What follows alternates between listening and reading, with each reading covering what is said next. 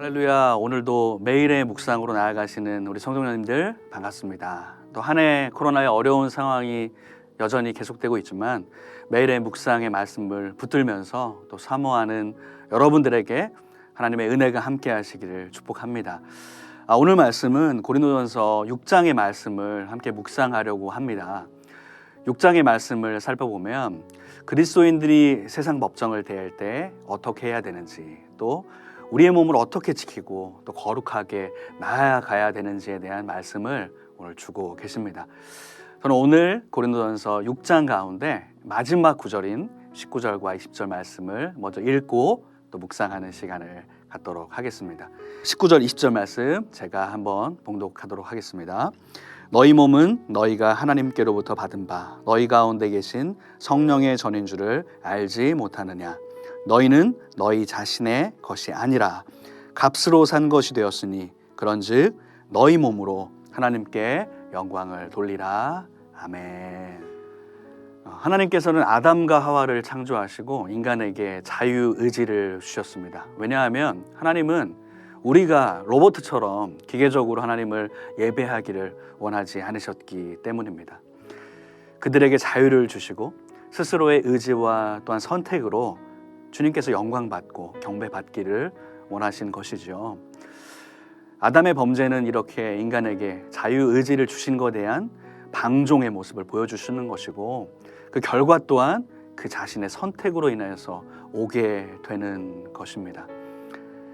하나님은 인간에게 자유를 주셨지만 딱 한 가지, 선악과를 먹지 말라는 명령을 우리에게 주셨습니다.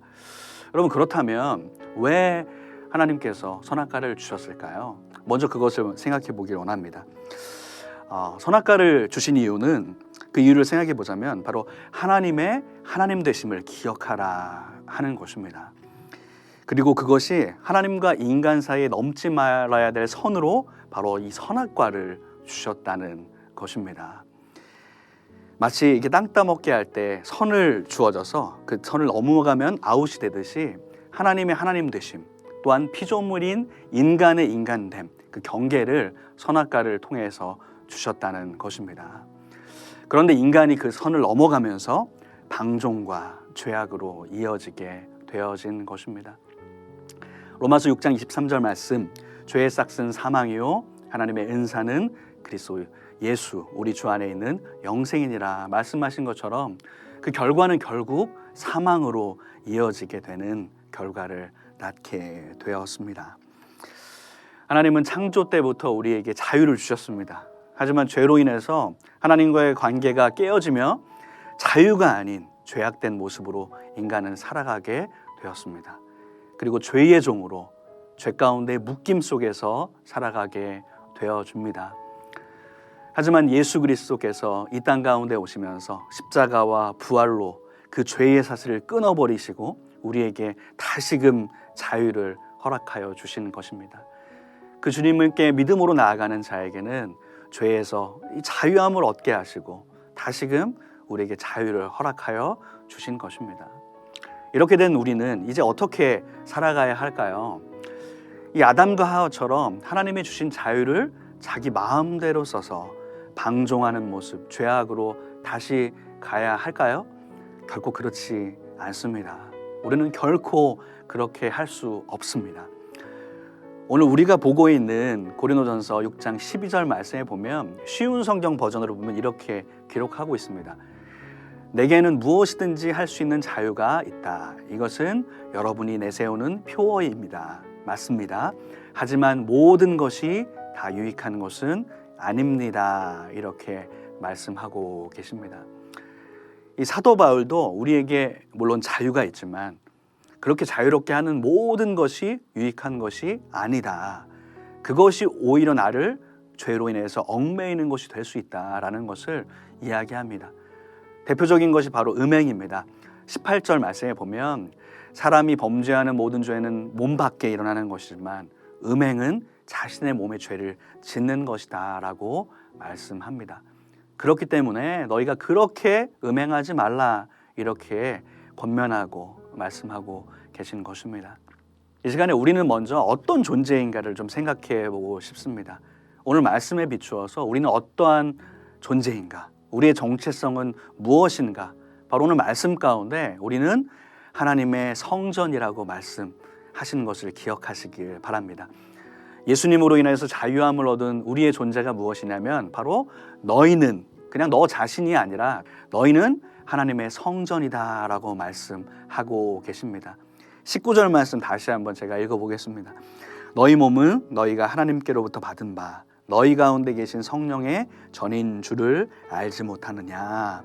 너희는 너희 자신의 것이 아니라, 이렇게 말씀하고 계십니다. 너희는 바로 성령의 전이다. 하나님이 거하시는, 성령이 거하시는 너희가 성전이다, 이렇게 말씀하고 계십니다. 여러분, 우리가 함께 모여 예배드리는 이 교회가 성전이기도 하지만 바로 주님을 내 안에 모시고 있는 우리 한 사람 한 사람들이 또한 성령이 함께 거하시는 성전임을 기억하시기를 바랍니다. 하나님의 성전에서 대놓고 죄를 지을 수 있을까요? 죄악된 모습으로 행할 수 있을까요? 그렇게 하기가 쉽지 않을 것입니다. 그런데 바로 우리의 몸이 바로 그 성전이라는 것입니다. 그렇기 때문에 우리는 우리의 몸과 마음을 거룩하고 깨끗하게 지켜나가라고 말씀하고 계신 것입니다. 그러니까 우리는 더 이상 이전의 나의 예전 모습이 아니라 주님의 값으로 사신 새로운 존재, 바로 하나님의 성전인데 나의 주인은 나야, 내 몸은 내 거야, 이렇게 쉽게 말할 수 없고 우리 마음대로 더 이상 살아갈 수 없다는 것입니다. 우리는 바로 하나님의 성전임을 기억하시기를 바랍니다. 그리고 또 한 가지 생각해 볼 것은 무엇이냐면 바로 그러면 우리가 자유를 얻고 죄사함을 받으면서 우리에게 매겨진 값은 어떤 가치인가 한번 생각해 보자면 오늘 말씀에 그렇게 기록하고 있습니다. 바로 예수님의 피값, 그 가치를 우리가 가지고 있다라고 말씀하고 계십니다. 죄의 사슬에 묶여서 자유함이 없던 우리에게 자유를 주시기 위해서 하나님은 어떤 값어치를 지불하셨냐면 바로 하나님의 독생자 예수님을 십자가에 달려 돌아가시기까지 그 값을 지불하셨다는 사실입니다. 그러니까 우리에게 이제 자유가 있지만 사실 우리의 자신은 우리 자신만의 것이 아닌, 그런 이유는 무엇이냐면 바로 하나님께서 우리를 값으로 지불하셨기 때문입니다. 죄로 인해 죽었던 우리를 그리스도 예수께서 살리셨는데 바로 예수님이 그 값을 지불하기 위해서 이 땅에 오셨고 고난받으시고 또한 십자가를 지셨다는 사실입니다. 우리에게 다시 자유를 주는 값은 바로 예수님의 피값. 20절 말씀 한번 보겠습니다. 값으로 산 것이 되었으니 그런즉 너희 몸으로 하나님께 영광을 돌리라, 이렇게 말씀하십니다. 바로 우리에게 예수 그리스도라는 가치, 그 값어치를 부여하시고 값으로 사신 것입니다. 제가 예전에 그 체코의 영화로 기억하는데 모스트라는 영화를 본 기억이 있습니다. 이 모스트는 달이라는 의미를 담고 있는 단어입니다. 그 영화에 나오는 주인공은 한 아버지가 되겠고 이 아버지는 어린 아들과 함께 살아가고 있었는데 이 아버지의 직업은 바로 개폐식 다리를 조절하는 사람이었습니다. 저 부산에 가면 영도 다리가 있는데 배가 지날 때는 다리를 올리고 기차나 차가 지나갈 때는 다리를 내리는 그 다리가 있는데 그것을 조절하는 직업을 갖고 있는 것이 이 아버지의 역할이었습니다. 그런데 어느 날 저 멀리 기차가 오는 것을 보고 다리를 내리려고 이렇게 하는데 정말 그 사랑하는 그 아들이 그 다리 사이에 끼인 것입니다. 열차가 이게 조금 있으면 다리에 도착하기 때문에 이 다리를 내려야만 했는데 그렇게 하면 이 사랑하는 이 아들이 죽을 수밖에 없는 그런 상황이었습니다. 결국 그 아버지는 어떻게 했을까요? 그 아들을 희생시키면서 열차에 있는 수많은 사람들의 생명을 구하기로 결정을 합니다. 열차는 결국 안전하게 다리를 건넜지만 그 아버지는 그 아들로 인해서, 죽은 아들 때문에 그 열차 옆에서 오열을 하면서 그 영화가 끝나는 장면을 볼 수가 있습니다. 저는 그 영화에서 좀 인상 깊게 본 장면이 그 오열하는 아버지와 함께 대비되어 보이는 그 열차 안에 있는 사람들이었습니다.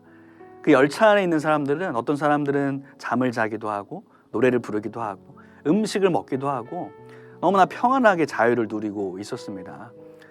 한 여인이 이 그 밖에서 오열하는 그 아버지를 보면서 왜 저러고 있을까? 의아하게 쳐다보는 장면이 나오기도 합니다. 여러분, 이 영화는 무엇을 말하는 걸까요? 바로 하나님 아버지와 독생자 예수 그리스도, 그리고 우리의 모습을 보여주고 있는 비유의 영화가 되겠습니다. 하나님께서는 마치 낭떠러지와 같은 사망으로 달려가는 열차에 타고 있는 것 같은 우리를 위해서 사랑하는 독생자를 보내셔서 십자가의 값으로 그 예수님의 피값을 지불하시고 우리에게 생명을 주셨습니다. 우리가 이제 영원한 생명을 얻고 자유를 누릴 수 있는 것은 바로 그 사랑 때문입니다. 그런데 아직도 많은 사람들이 열차에서 자신들에게 방금 무슨 일이 일어났는지, 일어날 뻔했는지 모르는 그런 사람들처럼 그것을 알지 못하고 자신의 시간과 삶을 방종하며 그렇게 보내고 있다는 사실입니다. 성도 여러분, 오늘 말씀을 묵상하면서 우리는 어떻게 다짐해야 할까요? 바로 우리를 사랑하셔서 예수님이라는 가치를 부여하신, 그 값을 지불하신 하나님의 은혜, 또한 예수님의 사랑을 기억하시기를 바랍니다. 우리는 내 몸은 내 것이야, 그러니까 내 마음대로 할 거야, 이렇게 이야기하는 것이 아니라, 그렇게 행동하는 것이 아니라 바로 우리에게 생명을 주신 그 주님 때문에 다시 살게 되었으니 나의 나된 것은 오로지 주님의 은혜입니다, 나는 주님의 것입니다 라고 고백하며 나아가야 하는 것입니다. 여러분, 우리 몸은 단순히 우리의 것이 아닙니다. 하나님의 성전입니다. 그것도 예수 그리스도라는 피값으로 사신 예수님이라는 가치를 부여하신 바로 우리의 존재라는 것을 기억하며 나아가시길 바랍니다. 그렇기 때문에 우리에게 자유가 주어졌다고 내 마음대로 방종하는 것이 아니라 주님과 동행하며 주님께 영광 돌리는 삶으로 나아가야 할 것입니다.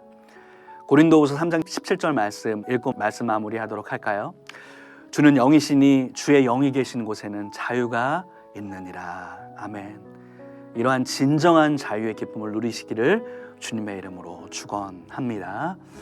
기도하겠습니다. 고마우신 주님, 참 감사합니다. 우리에게 자유를 주시고 우리를 하나님의 성전으로 만들어 주시고 또 우리를 예수님의 피값으로 사신 그 주님의 은혜와 사랑을 기억하며 나아갑니다. 나의 몸은 나의 것이 아니라 바로 주님의 것임을 기억하며 우리가 스스로를 겸비하며 회개하며 우리의 삶을 돌아보며 나아갈 수 있는 우리 모두가 될 수 있도록 인도하여 주시옵소서. 주님께서 허락하신 그 자유를 마음껏 누리며 주님과 함께 동행하는 매일매일 될 수 있도록 인도하여 주시옵소서. 감사하고 예수님의 이름으로 기도하옵나이다. 아멘.